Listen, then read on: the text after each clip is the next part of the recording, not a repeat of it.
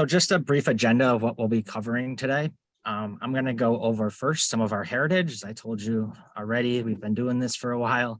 Go over some of our partnerships and stakeholders, and then dive a little bit into our architecture and infrastructure that we have stood up. And then finally finish off with covering our user-centered design processes. Following that, which should be in about 37 minutes from now, hopefully, we'll have our Q&A session. Okay, so our heritage. So redForce, we really got started back in 2017, very small scale, not ready for things that we'll be talking about today. It was really getting our feet wet. It aligned well with some IC projects that were going on at the time. And so the first gap that they identified that they wanted our help with was that one of the project was having to declassify some data so that it could be labeled, because they couldn't get the tools to label the data on to the networks where the data resided. So we did that. We did that first in-house as we were developing the tool, and we're able to in-house label over 1 million objects. Then in about 9 months from that, from when we started, we deployed a labeling tool into operations. We'll go over that tool in a little while, but that was really like just such a beneficial process to go through, because we started to learn what it meant to really bring things to those kind of networks. Just being people that were focused on machine learning research, we really didn't have a lot of that, and the uniqueness that really is required in the DoD. From there, people started using our tools, and so other people were able to label over 1 million objects back in 2018. So we were starting to curate that data, get people familiar with the tools and that kind of stuff back then. From there, it was like, okay, great, we've got all this data and it's labeled and all that kind of stuff, and we're starting to work that way, but like, what do we really need AI to do? And so I learned a lot about some of the requirements processes that exist, and just how hard it was for something that was as new as AI and ML to the DoD, especially 3 years ago. Just learn about those pain points and how hard it was to capture those things in a meaningful way. It's pretty easy to say, you need a plane to fly certain, so high or so fast, or needs to have stealth, or, and acquisitions is extremely well. The Air Force is extremely great at being able to capture those things. But when it came to having to do that for AI, we did the best that we could back in 2019.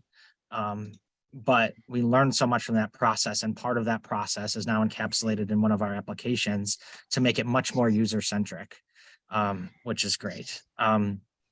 From there, we were able to work on one of those requirements and develop and deploy the first AI in a true Air Force weapon system back in 2020. There's a star there because there's a video, so you don't have to hear my voice the entire time. Talk from Dr. Roper, with our IOC announcement that he gave a couple of years ago. So then we started, once we did that, the next stage is obviously, well, how do you get other people to do it, right? And how do we get other requirements answered? Because we all know that one group of people can't build all the algorithms for the Air Force. So we set up a challenge environment. If you guys are familiar with well, ImageNet, I guess, is really a good one, like where they didn't really have a challenge environment per se, but they at least had a data set, an open data set that academia and commercial alike could compete upon, and then had a server that would evaluate results of the from the algorithms that were developed and all that kind of stuff. Kaggle's a better. This is Derek. Can I get a comm check? Over. Yep, we can hear you. So we set up this challenge environment that allowed us to bring in vendors on demand into this environment and be able to compete. We were able to run the metrics against that data, publish it to a web page that we created, and have kind of a more competitive type of atmosphere, that really brings the the best to the cream to the top, if you will. So that was a great thing. We still use that environment, and we'll talk about that today, how that's kind of grown. In 2021, last year, we did a couple things. The first one was the iteration of AI on a true weapon system. So that was a really insightful thing that we worked on that basically said, how fast can we go? How useful is it for the consumers of algorithms to be involved in the feedback of the algorithm, of its performance, and get them integrated?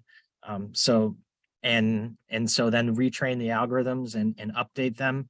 And we were able to get it down to a very short period of time.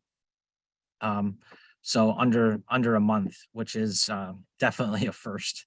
We're since even faster than that, without getting into too many details here.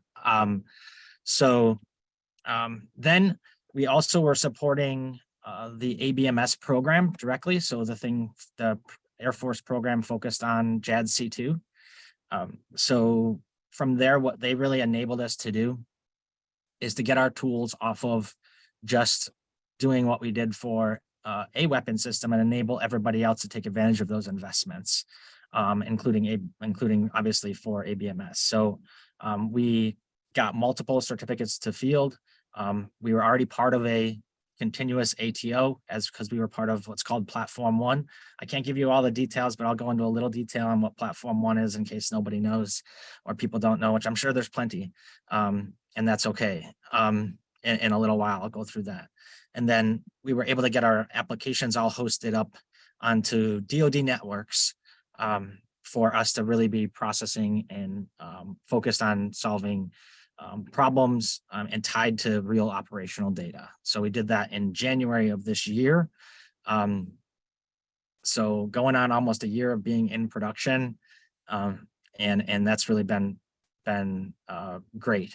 There's a little QR code down there if you want to use it. That's how we bring people into our community. Obviously, I'll talk about that in the next coming slides. But we have that web page down there, and we offer community onboarding every single month. It's our way of continuing to expand the growth of how many capabilities we get to end users. And so I invite everybody to attend that. The next session will be in January. So this is the announcement that I promised you'd see. It's a short clip, so you'll have to hear me again pretty soon. But this is Dr. Roper at the AFA conference back in 2020. Pretty awesome that today the first enterprise warfighting AI comes online at our distributed common ground station. So AI tools now available across BCPS, so that we can do things at the machine speed that we used to do at human speed. Okay, so before that, he actually mentioned that he talked about a lot of great points, and that's why I have this thing on the side of the slide. It's called "Becoming a Digital Department." So DevSecOps was something that he highlighted, right? And so back in 2020, to be frank, like we didn't have that quite yet. We basically figured out how to get AI in one spot, like to do things, right? But we really needed DevSecOps to be able to scale that, and we understood that. So all our tools today have that capability, which is great. Cloud, being on a system, which is a collection of computers, high-end computers managed well, great IT management, all that kind of stuff, but not cloud, right? So getting to cloud, which we now have too, was critically important. Networking in order to connect the data, right? So that was critically important. And we've been able to achieve that now. And then obviously getting data ready for AI, that's what we talk about with our tool and fuel AI that we'll talk about. And then finally getting to AI, right? But AI is kind of the end game, and all these other pieces have to come, have to be in place in order to really do it at scale, which is what we've been working on for the last several years. So that we're finally at that good place now. But a key thing that I like to tell everybody is that if you try to do the first 4 things in this list without thinking about the implications of AI to your architecture and your infrastructure, well, then unfortunately you're going to be a little bit behind the 8 ball. There's been several of our leaders that have kind of made this assertion and acknowledgement that, you know, AI can't be an afterthought, or it can't follow something else. You have to design it.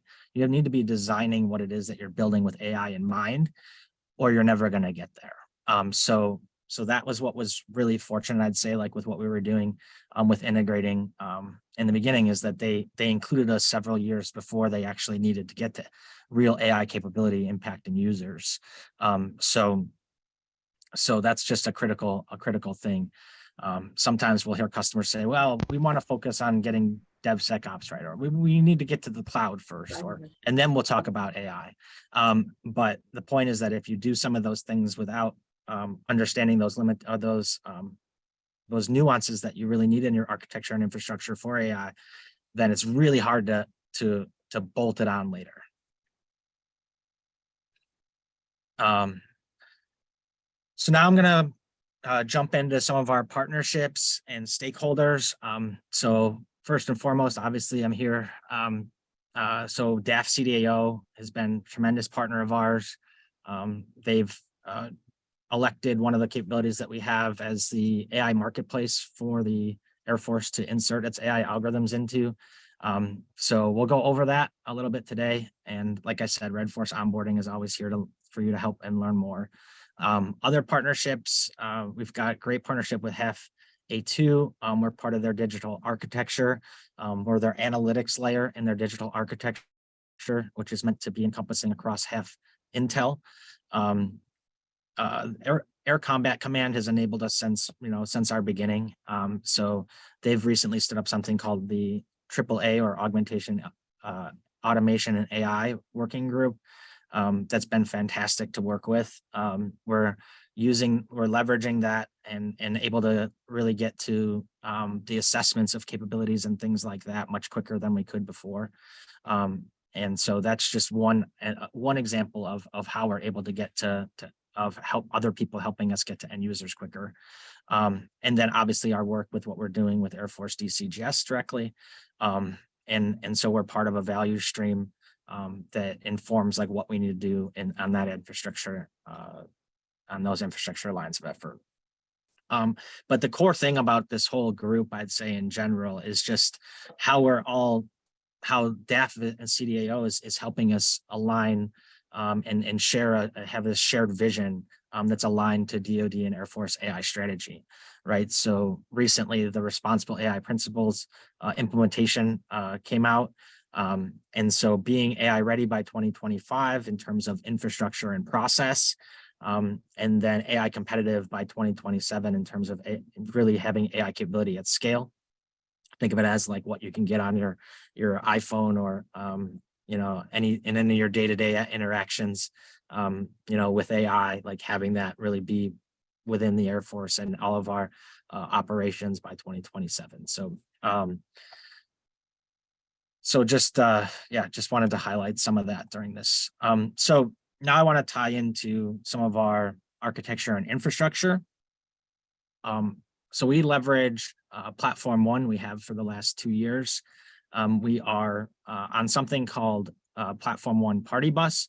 Think of Party Bus as for any software developers out there, like GitLab on steroids, where it has all of your automation, your source code, automation scanning tools to make sure that you have all your code coverage, to make sure things aren't going to fail when they get into production, that there aren't vulnerabilities, security vulnerabilities, all that kind of important piece, like the sec and DevSecOps, and then to be able to push to production. So the other thing that we leverage highly is something called Iron Bank. Our team actually put one of the core capabilities in there for AI, which is called NVIDIA Triton Inference Server. That's something that I'll talk about in terms of how we actually run algorithms in production. So you get a little sense of that before anybody comes to onboarding or wants to learn more. So those applications basically deploy across many different domains. We leverage GovCloud and other environments. And also we also offer the ability to develop algorithms and a capability called SageMaker. If you're a data scientist, you've probably heard of that before, but we basically have a secure environment that you can come in and train your algorithms. Those algorithms can get tested. All the pieces of responsible AI can be implemented, and all that great stuff. So that's basically what we've built in terms of SageMaker and or the development environment there. So you don't know what Fuel AI and Wingman and AI are yet, other than GitLab repositories. So we'll jump into that. The key thing here that I want to highlight also on this slide, and we'll get into it, I think, a little bit more, is that the reason why we have this container in Iron Bank is so that we can it can be deployed outside of the applications that you talk about. So what we didn't want to do is build a tool where algorithms could run, but algorithms couldn't go other places. So that was why that was important, was to harden that container there. And that way we can use it other places as needed without having to go through more of the fun security protocols. So this touches on that. So when I talk about these efforts, it's still leveraging that container, but it's being able to connect what we have in the cloud to those containers that are running at the edge. People always tend to think of AI at the edge as like on an aircraft. That's certainly true, but there's also anything that's not cloud is basically an edge. And so even if you have a desktop computer in your office, right, that you should be able to run AI on it as needed, right? So that's kind of the power of what we do. And so we're able to basically be able to make a connection between those things, between the edge and the cloud, in order to push algorithms where they need to go. So I wanted to highlight a couple of these. Obviously, we're doing that work for Air Force DCGS. And so that's fantastic because that reaches a lot of end users there. We're doing it where we deploy cloud to cloud as well. So that's what that next green box is there. So there's a full motion video in the cloud project that's going on, and where they're using they're integrating that container in so that we can push models so that'll happen there. I didn't want to get into specifics on certain platforms and that kind of stuff, but we have another project that's focused on the rapid retraining and deploying onto airplanes. Another effort, which is really cutting edge, I'd say, is what's called DGS Digital. This is to deal with when the cloud is disconnected. What do you do? So this is more of a hybrid approach to being able to process algorithms depending on connectivity. And then the last one is an effort that isn't quite underway yet, but it's called Agile Condor. It's another effort that actually happens out of AFRL, but has been supported by other projects as a way to deploy to what I call the outer edge. So it's basically a pod full of GPUs right now, which they have great technology also under development to improve that capability beyond just even GPUs. But being able to connect that, and what the benefit there for us is that if we can integrate into a pod that can run on multiple aircraft, then that makes our integration into aircraft, like different aircraft, much easier because we have a standard way to deploy. So now we're going to get into some of our user-centered design processes. So this is some of the stuff that you would learn about during onboarding. So as you can see on the far left of this screen, community onboarding is basically the first step to start to collaborate. From there, you'll work with all the stakeholders, which we'll get into a little more details of what I mean by stakeholders in the next slide, I think, where ultimately what comes out of there is funding for individual use cases. Next is data preparation. Next is model development, and then finally hosting. And then there's obviously there's iteration, and I didn't draw arrows back to data prep, but they're because I didn't want to mess up my slide too much. But obviously data preparation and continued data preparation is part of model development. So that is always churning, where then finally we can do the API level integration to run algorithms as microservices. So what we try to glean is, if you go back to my original tagline about redForce, right? When we talk about achieving AI and making it desirable, it's really about when you're trying to solve a problem for somebody, right? They're not gonna, it's just like anything else. No one in the world is gonna sit around and continue to talk to people for 5 years as they build something, right? So we really kind of boil this down into, how do we quickly get capability to end users for them to iterate and provide feedback on, and then to reach operations in under a year. And so that's following this process from start to finish. In another slide, I'll talk about how that's not everything we do. And in fact, it's the minority right now of what we do. But what we basically have here is what we call the first AI factory for the Air Force and IC. With that secondary line there, which is important, a transition conduit for other DoD and IC AI capabilities.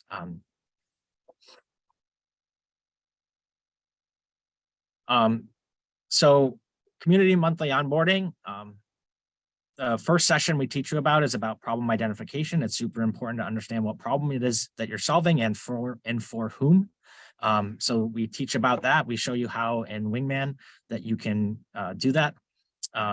Data preparation is the next stage.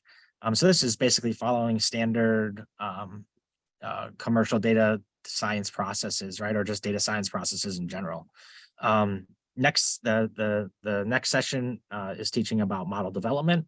And then the last session is teaching about model deployment. During each one of these sessions, you'll be hands-on with the tools so that you can get a sense for and really try things out. So it's not just all slideware for a whole day. It's very hands-on and interactive.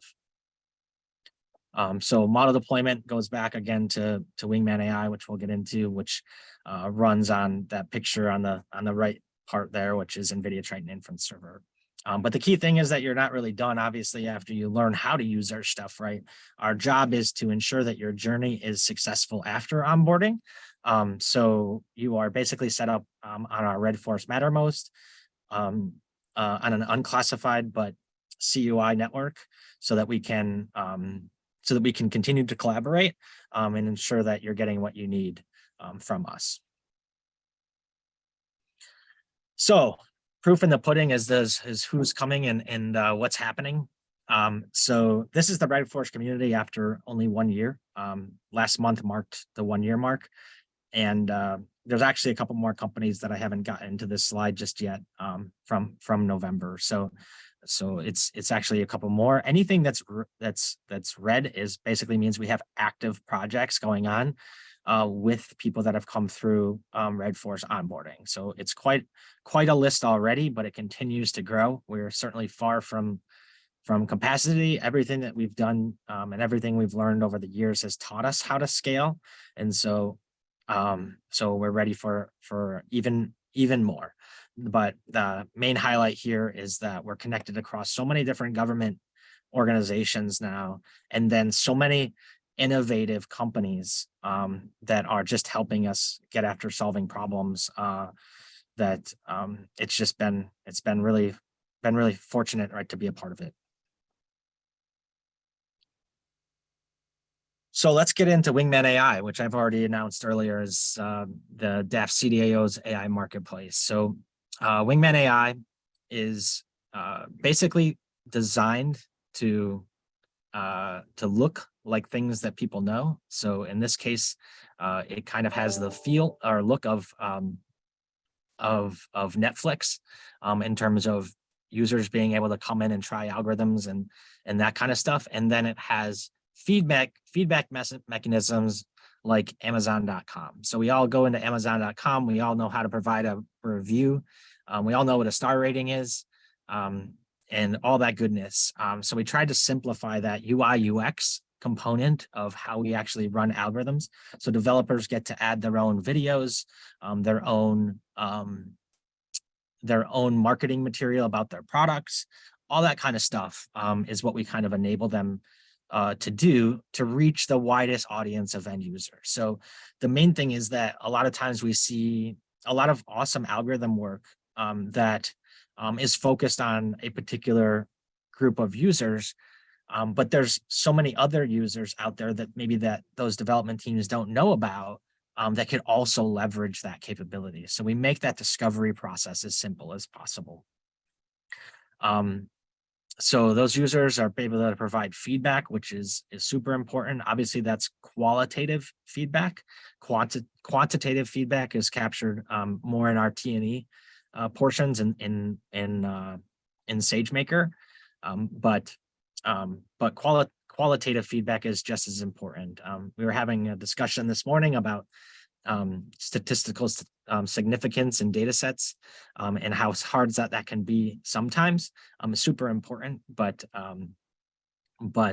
that's qualitative feedback is always important. It also gives people a chance to try things out before they use it in true operations to begin with. But then we have the ability, again, through that container to deploy the algorithms within their workflows. Users can also follow algorithms in the system, and they'll get notifications when version changes happen. So if there's a new version, they'll get a nice notification, try it out again, provide feedback again. Think of that as like your app stores where you have star ratings for the overall algorithm, but you have other star ratings for your versions of your algorithms. So as a developer, it can expand your visibility into who's running your algorithm and help build out your network of users. And then operations teams can then manage the algorithm deployments outside of Wingman. But what it makes is a nice, simple place for devs to come to start to integrate their algorithms, because as fun as it sounds, it's not that great to have to go travel across the country or the world to install algorithms places. So simplifying that process so that developers really can focus on the development of AI capability versus dealing with infrastructure all the time. That's for my pain. That shouldn't have to be for everybody else's. So I jumped a little bit to this. This is really more about model deployment. And so this is really more like session number 4, where you learn about the marketplace. But the reason I bring this up and why I talk about it first is because the next intent of Wingman AI is to identify what's missing, right? So I talked a little bit about Amazon.com, and basically the way that they operate is they let users and they let sellers sell their products on their platform. But on the back end, what they're able to do is be able to find and identify gaps in what's missing in their that they're selling. And so Amazon's business model is to go and create that thing that's missing, right? And that's a little bit different. So that would be like, okay, Morgan can see what the gaps are, and so Morgan will go build those things. That's not the intent here in Wingman AI. The intent is to expose that kind of information, and we do that through this next slide. Oh, not this next slide. I'll go to this one first. We do that in Wingman AI through what's called mission voids. So users that are identifying things that are missing in the marketplace can come in and fill out a simple little form that addresses basically 7 questions around basically problem forming, how often they face the problem, what's the impact of it, where they get data from, how it maps to their workflows, and then who has to consume the downstream effects of what they do in their task. So simple questions that start the conversation. Once a user submits a mission void, it is then there for people to collaborate upon. So you'll actually create a team. You can also collaborate right in the mission void itself, ask questions, go back and forth, update the mission void as needed based upon feedback. So the key thing there is that it's really closing that gap between what somebody needs and what someone can develop. So it also, once a void has been funded or a use case has been funded, we can do all the project management, status and tracking across that mission void. Even during development within Wingman, you can actually restrict the use of the algorithm to within the team so that you aren't putting stuff out there on the marketplace that is too early. Those kind of things are what we're really enabling within there.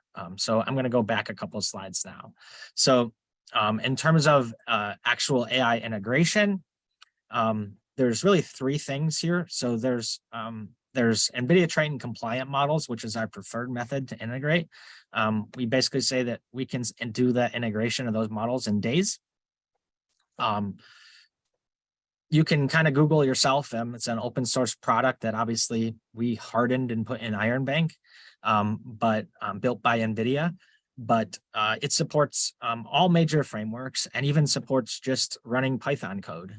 So we leverage everything, all of that, and make that all accessible for any algorithm developer.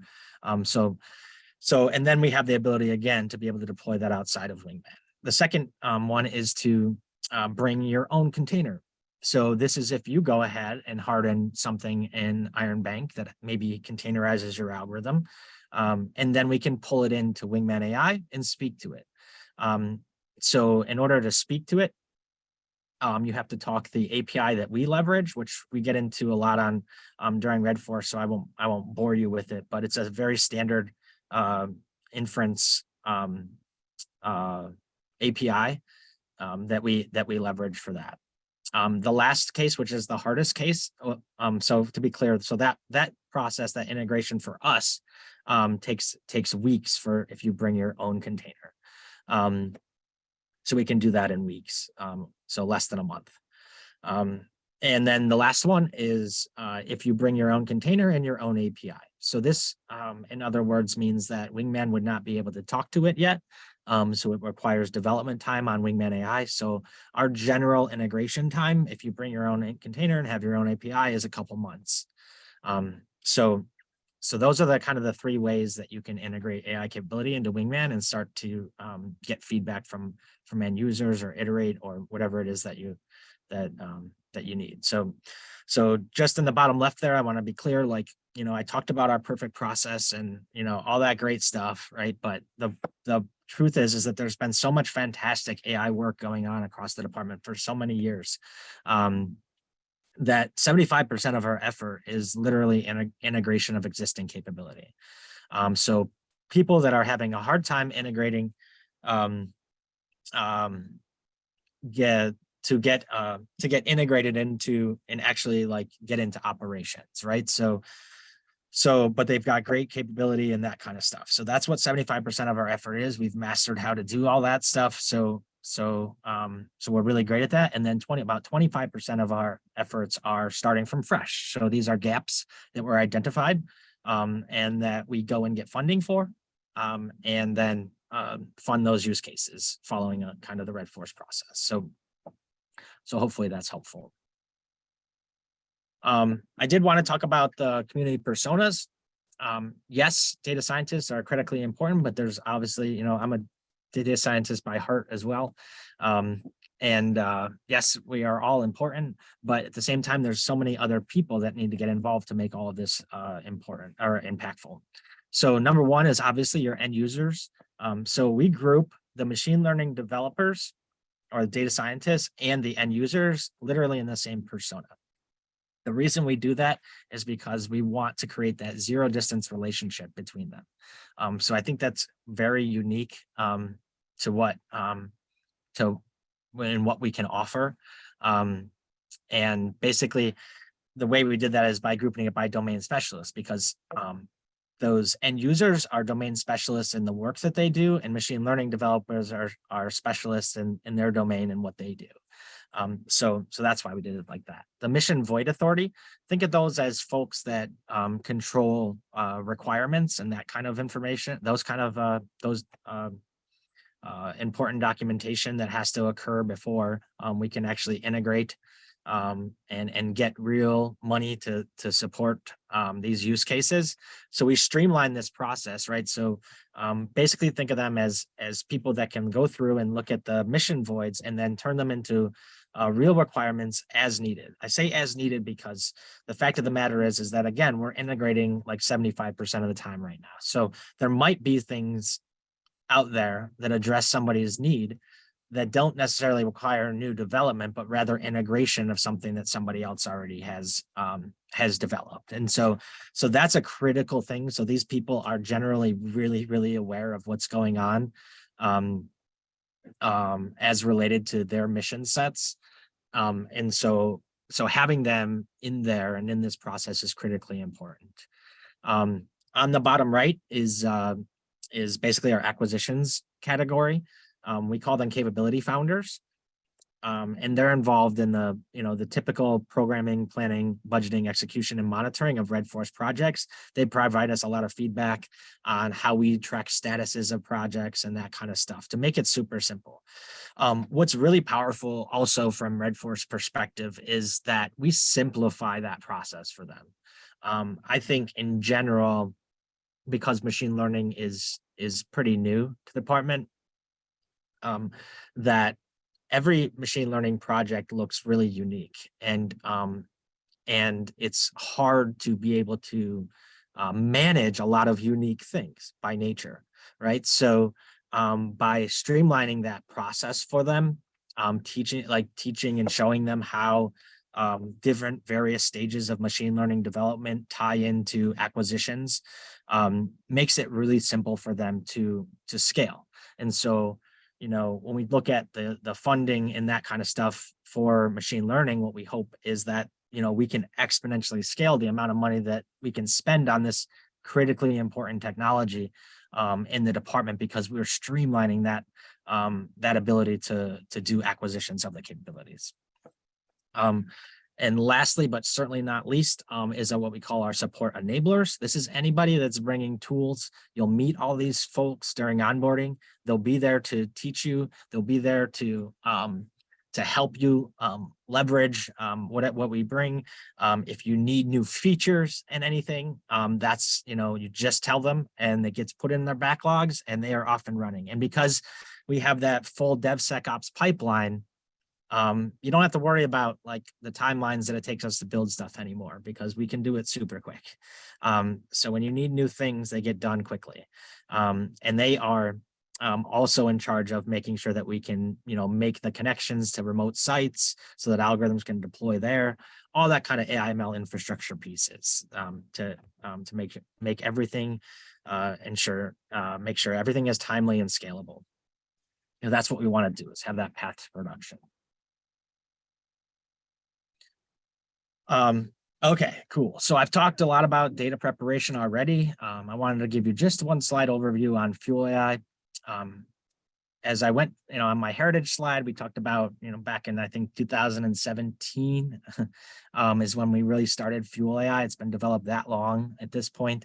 And it's a flexible web-based data labeling tool that rapidly produces the amount of the volume of data that we need for modern AI techniques.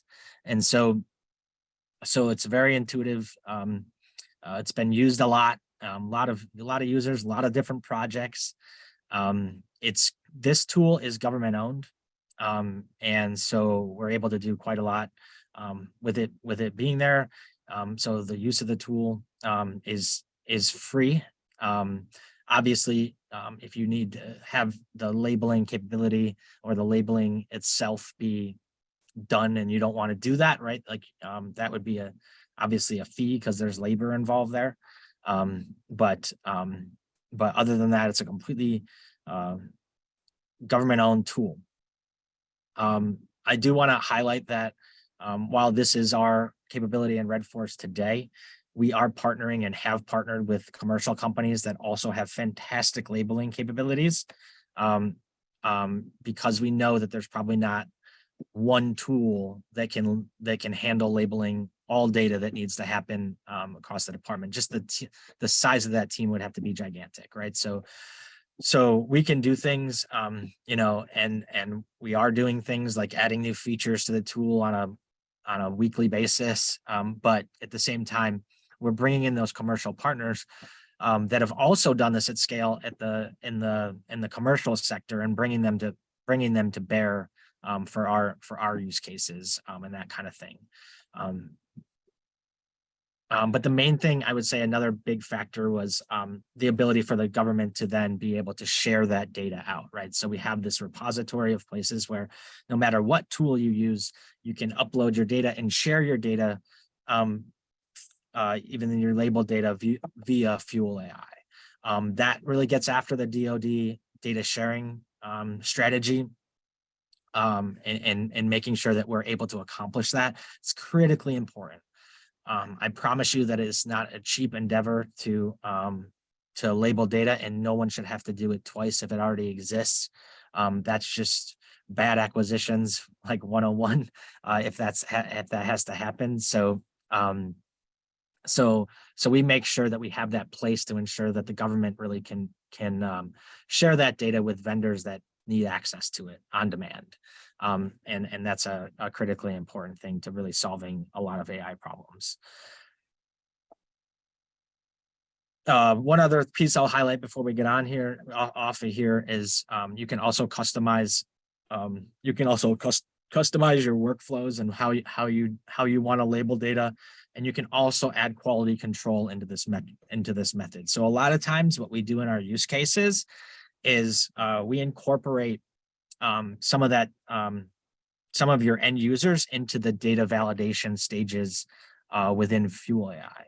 So I'll go off on a quick tangent here, but there was an article that was published around COVID-19 and the great innovative technologies, AI technologies that were trying to be developed to address COVID. And basically, it was an article talking about the biggest failure was that they weren't talking to doctors. I'd argue that, you know, that's the thing that we're trying to fix in redForce, except for replace doctors with operators, right? So that's what we're getting them involved in this, to make sure that we're doing the right things, that data is really has quality to its labels that are impactful, and that's what the AI is going to learn from, right? So having them involved, not that they need to do all the labeling, but you can separate the hardcore labeling from the data verification or qualification tasks within Fuel AI.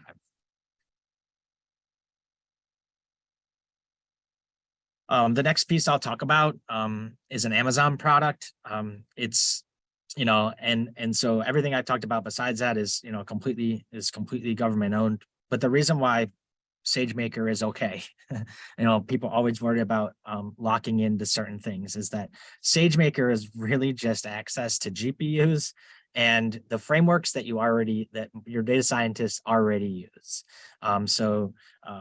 Microsoft Azure, for example, has a very similar capability. And so if we ever went over to shifting to Azure, I promise that your models would move over there and your model development would move over there just fine. So they're not really ever locked. You're just leveraging the frameworks that you can use. Yes, there's other great things that SageMaker offers, but we don't really use those in redForce so much. Like in SageMaker, you have there's an ability to create just an endpoint or an API to just have your model be hosted, right? But the issue with that is that to open a port, right, is very difficult in the DoD. And so so rather, it's much simpler for us to, to either machine to machine move that algorithm over to Wingman, so that we're not coupled to, having to use SageMaker for the deployment of algorithms. And so algorithms can also go other places. So that's kind of a key criteria there, is really segmenting off based upon the overall data science process to make sure that we have these different vectors in which we can bring kind of the deliverables out of any given stage.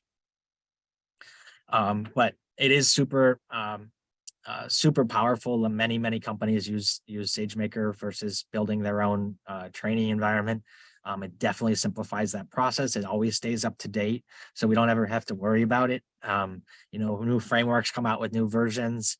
It's the same thing. You would just, if you're a Python person, you'll get this, but you just, pip install the latest version and there you go. And so you never have to worry about those kind of nuances, because just as a cloud service, it enables that.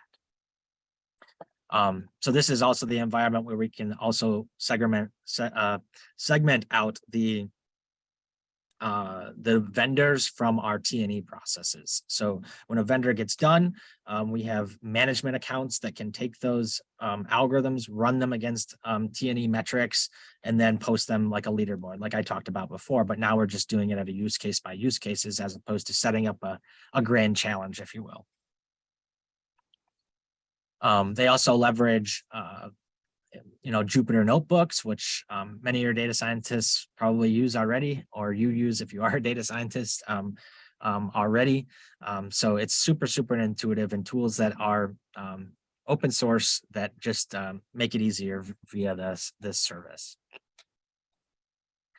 After that, once you get done with that, again, you're going to take your model out, host it up in Wingman, get all your great feedback, continue to iterate.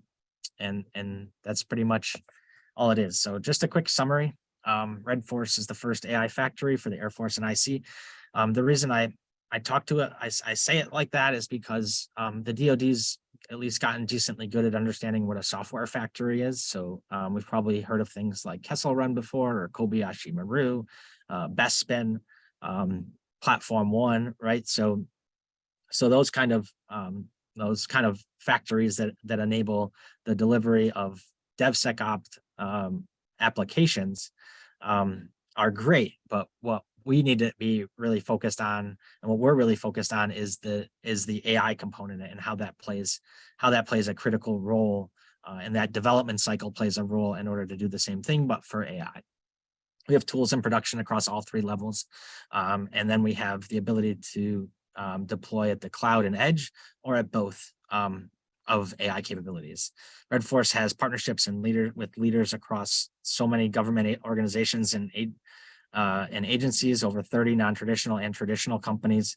And then also equally important is the incorporation of other government labs and academia. And lastly, I already talked about this, but it's just been fantastic working with our partners and aligning with Air Force strategy for AI. So with that, I went a little bit over, and I apologize, but I will go to this slide and take any questions you have. All right, thanks, Mr. Bishop, and no worry about going over time. A fascinating brief and work that you guys are doing. Outstanding. redForce and Wingman AI are obviously key components in the DAP AI ecosystem, and the continued success of you and your team are critical to making sure that we get to AI ready by 25 and AI competitive by 27. You generated quite a few questions in the chat box. I'm not sure if you saw them doing your brief, but we'll definitely read them out to you here. It looks like some of your teammates might have been providing answers as well, so we can maybe just double tap on some of those as we go through them. So if you're ready, I'll start running through the questions. I'm ready when you are, sir. Thank you. Okay, you bet. All right, so the first question is from Layla Moretto. She wants to know, what does use case funding mean? Okay, so use case funding means once we've identified a void in a user group, and it's gone through the vetting through a requirements group, we go and we ask for funding from the customer, of which impacts that end user, right? So that's how we do it. It's more of a decentralized approach than having a bucket of money that we just apply to whatever use cases we think are good. We think it's important for those customers to put their money where their mouth is, if you will, and really invest in these capabilities, as opposed to just subsidizing them with centralized funding. So that's what it means. It enables, it pays for, depending on the needs, right? So it pays for if you need to use like SageMaker for your development, which again is optional, is what we use. But if you've got a different environment to train your algorithms, fine. That can cut down on costs, right? If there's new features that need to get built into any of our applications, certainly that would be like the small percentage of the overall thing. Ultimately, what's paying for is the development of AI capabilities. So those are your development teams that will be working on that capability and delivering it in that cadence of MVP within 3 to 6 months and minimal viable capability release, which really at the end of that in 12 months means new capability for in operations.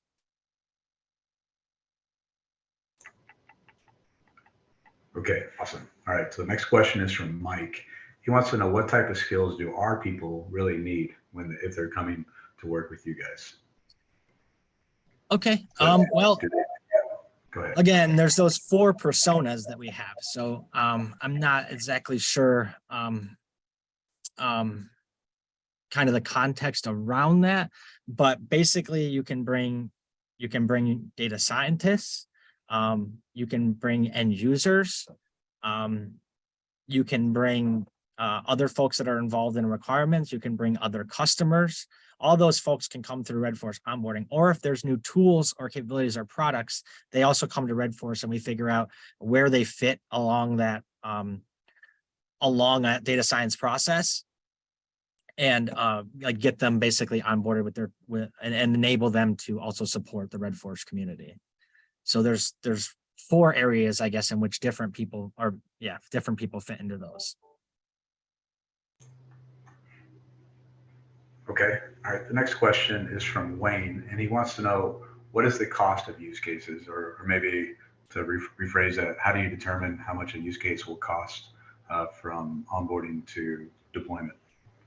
Yeah, that's a great question.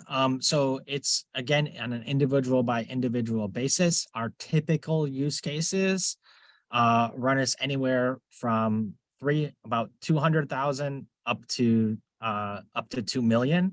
So there's really kind of a wide margin in terms of what it costs, and it all depends on lots of things, like how unique this one is, like this use case is compared to another. So it's kind of there's not a great answer, but the point is that I would say at a maximum, an absolute maximum of like $2 million, you can have an AI capability in operations, which even at that price alone, if you look at like what we spend on this stuff outside of here, like is still orders of magnitude less than it's costs other people.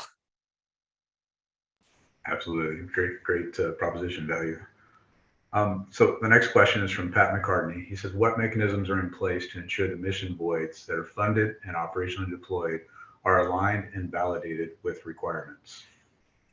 That's a great question. So when you form that team, you are basically within Wingman, you have those people within your team at each of those stages to validate or invalidate that you're meeting requirements.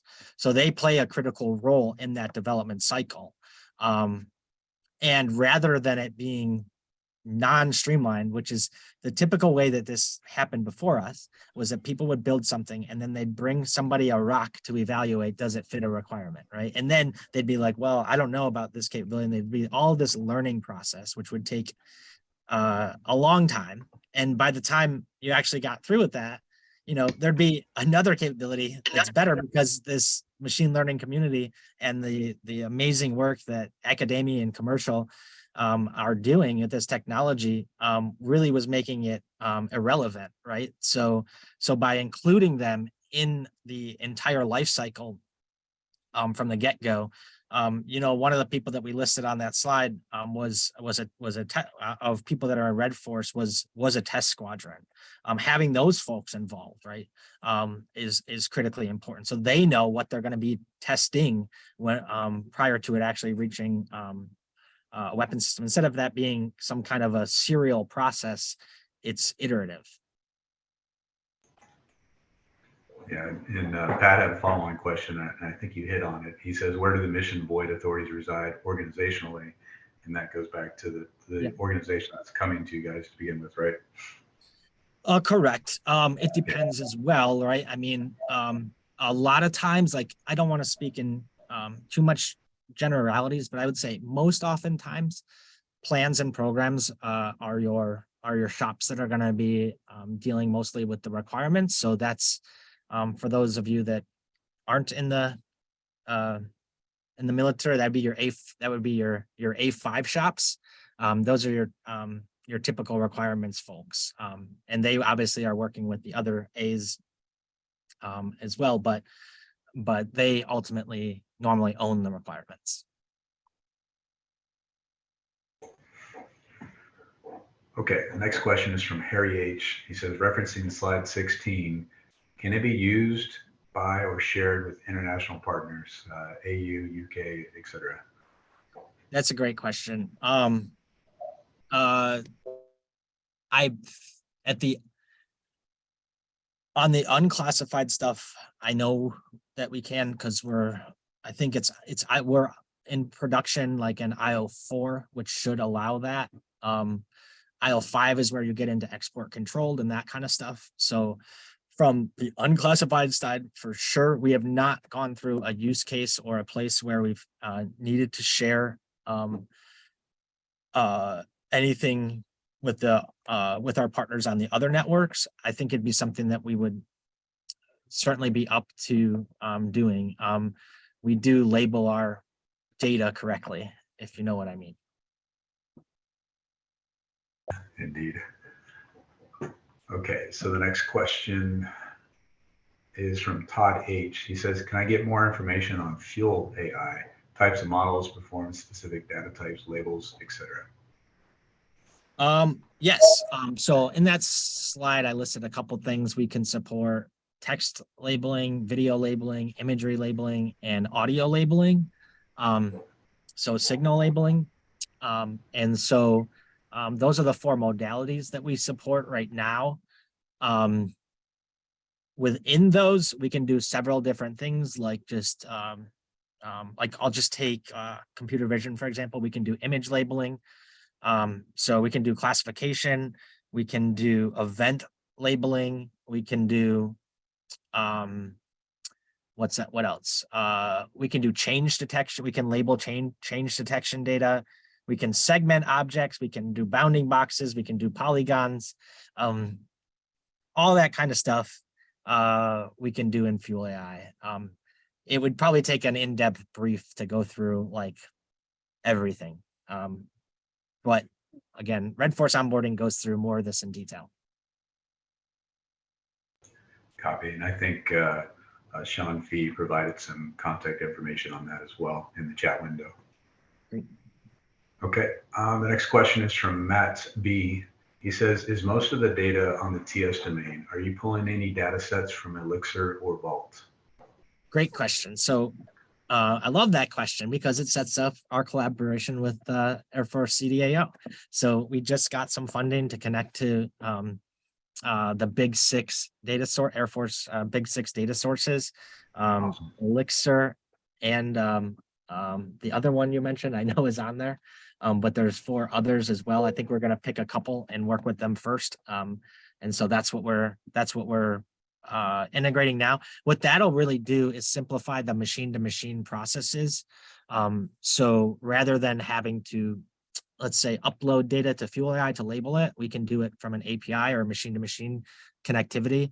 And also in the evaluation of algorithms, rather than making users download data and then upload it to Wingman, we can do it from a machine-to-machine level. So again, kudos to the DAF CDAO on you can see the value in the effort that we're pursuing together. Awesome. Appreciate the plug. And just for everyone's essay, we do intend to create a JWix instance for Vault and Envision within FY23. So it's in our FY23 plan. So we hope to bring those on later this year. All right, and I am starting to lose my voice, but we do have a few questions left. The next one is from Mark V. He says, is there any interest in exploring the use of commercial tools to create high quality, all domain phenomenology, synthetic data for perception algorithms, such as those already used by the automotive industry? Great question, and absolutely. We are working with with a with a company on some of the synthetic data needs right now. We're also working with other groups at AFRL that have been working on synthetic data for before machine learning was even important. Absolutely, like we're definitely looking for those best of breed types of capabilities. They're critically important. The one thing that's, I'd say, a little bit different in the DoD in terms of AI than what's different in the commercial space is that, unlike in the commercial space where data is kind of just abundant, right? And freely accessible, and nobody's hiding things.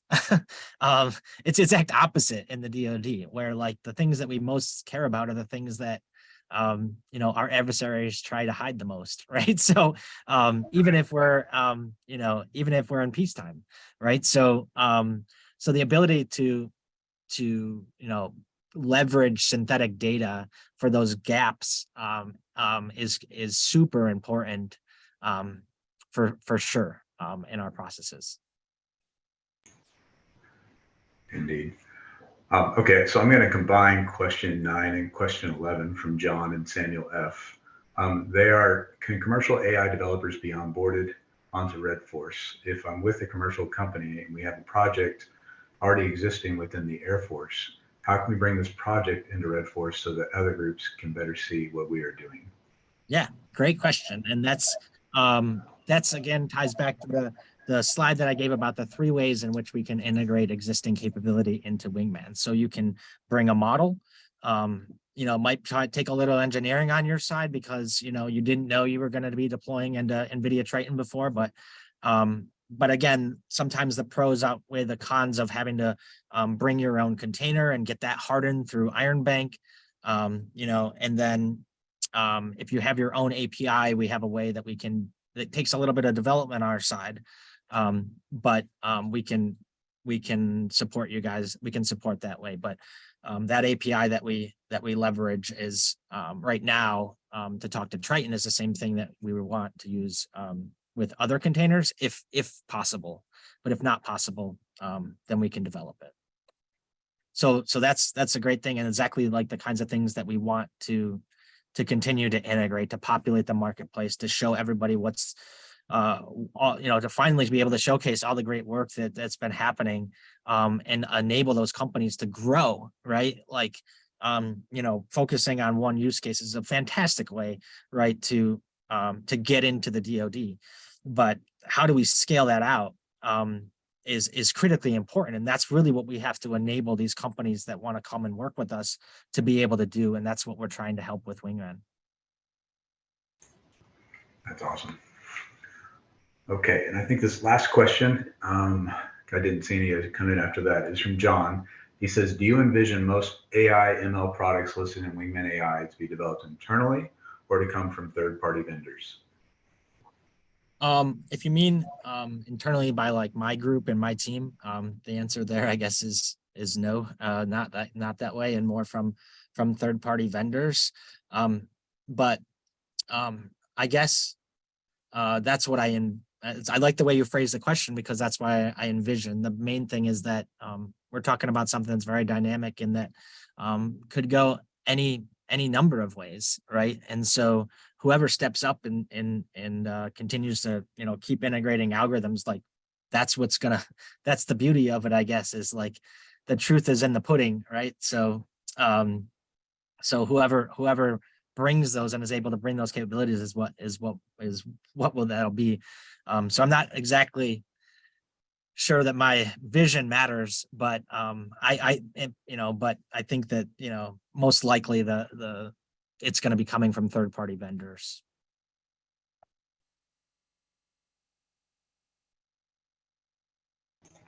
Okay, sorry for the delay. Trying to find my cursor.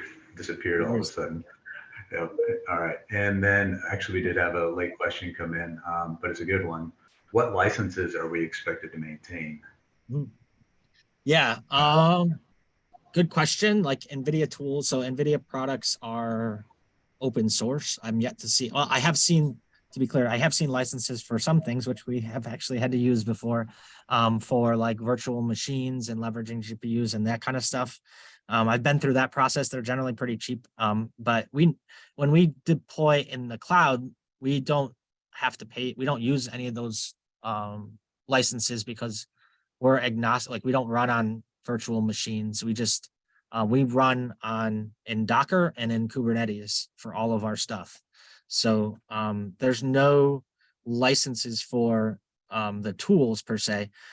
That said, like from a commercial perspective, if a commercial company has created a capability that they are attempting to sell to the government, we can actually host that and track, and you can have control over who uses your algorithms. Obviously, that's maybe a little bit different than the government paying you to develop something, but we wanted to ensure that we had that captured within Wingman, that ability for if you're bringing something and it's licensable, right, for you to be able to sell it in Wingman. Great question and answer. Okay, so I think that has exhausted our questions. I'll pause here a moment, Mr. Bishop, and see if you have any departing words you'd like to offer. No, I just want to thank you guys, everybody, for showing up today. A great crowd, great questions. I really appreciate the opportunity to spend some time with you all today. I hope it was worth your while, and feel free to follow up with me at any time. That's what we're here for. And thank you again, Air Force, DAF CDAO for setting this up, this great venue. I appreciate it so much. Absolutely, Mr. Bishop. Thank you for taking the time out of your busy schedule to come and talk with us and our group today. I can't believe we haven't had you on before. So definitely a great brief today, great presentation and interaction. And I thank everyone for doing that. So with support from our DoD innovators like Mr. Bishop and Innovation Connect has become a success. And we look forward to spotlighting more innovative projects in the future and maybe even do an update with redForce in the future as well. So we do try to get our videos approved through PA, and then we would post them on our Department of the Air Force CDAO YouTube page. If you have a future topic for Innovation Connect, please send your recommendations to Ms. Ty Daniel, and our team will review your proposal. Also, please follow our LinkedIn and Twitter accounts for future events and registration information. And with that, I do want to thank my team for putting this all together today. It takes an army, so thank you. Well done, team. And that concludes today's Innovation Connect. January 2023 Innovation Connect will be announced at a later date, so be on the lookout for it. And with that, thank you everyone for your participation today, and happy holidays to you. Out here.